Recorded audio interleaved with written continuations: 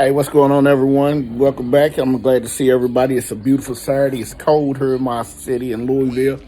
Y'all got to excuse me. Barbershop, she still got to make an appointment. But besides that, all jokes aside, listen here. We are doing a burn test today, okay? So you will see some photos. You will see how I got everything set up. So what I'm testing is I'm testing out IGI 60, I want to say it's 6046. All right, let me make sure. I want to make sure I tell you right. All right, so like I said, I'm testing out IGI, 6046. I got it written down. So that's what I'm testing out.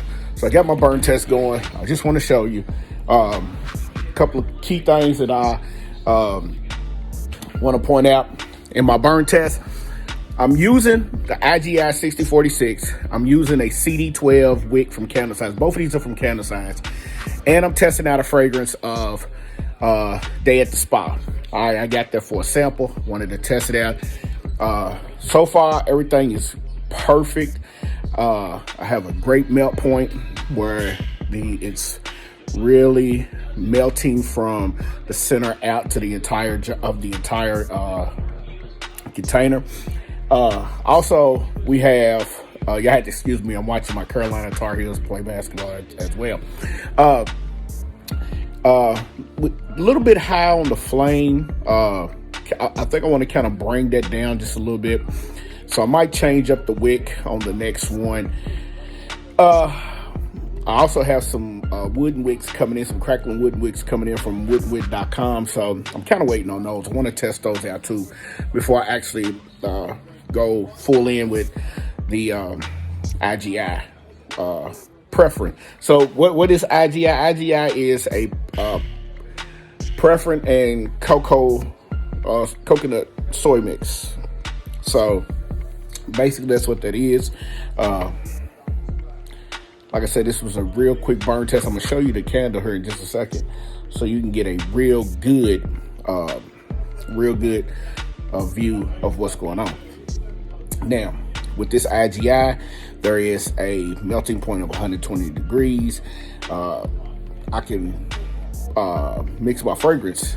It has a 10% fragrance load or 1.6 ounces per pound. So that's great, because I usually don't like to go over 10% on my fragrance load.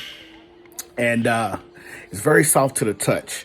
So when I say soft to the touch, like when I touched it, it was very, very, very smooth. Kind of like, real. It was just real smooth. It has an opaque color to it. So when I poured it, so here's what's funny, because I poured it like at 165. And when I poured it, it basically, once it got in the container, and I'll show you the container here in a minute.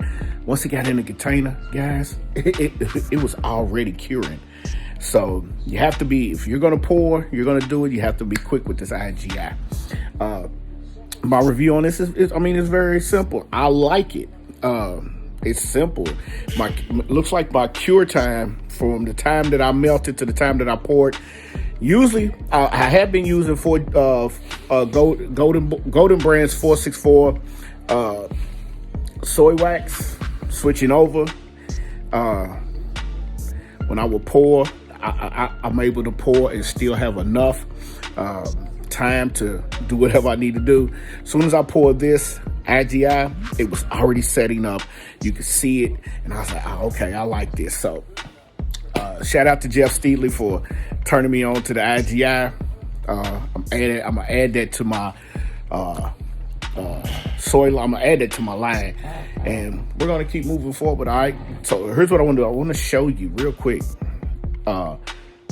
this candle and show you what I'm talking about. How it's burning. My candle wick is a little bit off, so I'm gonna need to fix that too. All right. Here it is. Check it out.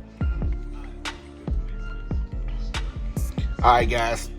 As you can see, when I talk about the way that it burns from the inside out, so the wick is pretty much a good sized wick, but you know, like I said, the flame to me is just a little bit high. I want to try to reduce that, so I'm gonna try a different wick. Like I said, I'm using CD12 from Candle Science right now, but like I said, as you can see, it melted from the center out. Now again, we're looking at the point where the wick is centered at. As you can see, it's centered, but it's not as centered as I would like for it to be. So that just comes with practice, and you know, just want to make sure that I give out the best bang for your buck when it comes to these candles. Again, the melt point, as you can see, it melts from center out, and it's all the way. It's like really, you know, adhesive to the jar, which is a good thing. You don't want that volcano to where you always have to get down and dig it out.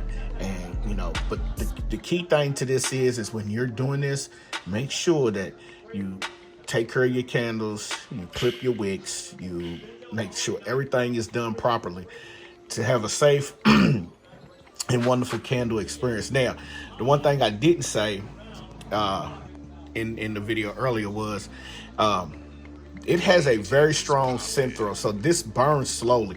So it's like, I think it's like maybe almost 2 o'clock, 2:30, 2:45. I started burning this at 1 o'clock. So I'm doing a 4-hour burn test, and I really haven't seen nothing come off of this candle for real. So I started at 16.3 ounces. That's the total amount for this burn test.